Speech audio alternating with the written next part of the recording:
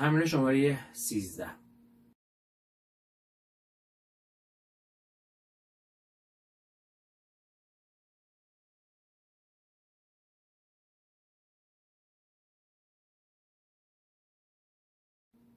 تمرین 13 ترکیب دوتا سیمی که یاد گرفتیم رو با هم اجرا میکنیم. از سیم ر و اینکه حواسمون باشه دیگه خط اتصال نداره، آرشا به صورت راست و چپ راست و چپ هست.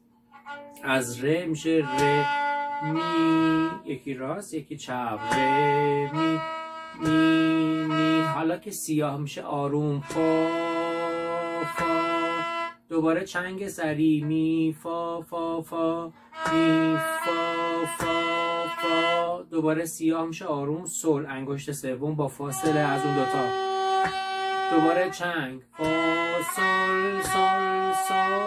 تغییر سیم داریم، میایم رو سیم لا لا لا. خط دوم دیگه رو سیم لا هستیم، لا سی سی سی دو دو سی دو دو دو. ر انگشت سوم با فاصله، دوباره چنگ ر دو سی لا، یه دونه ر سیم دست باز، یه دونه لا سیم دوم، پس پیوستهش میشه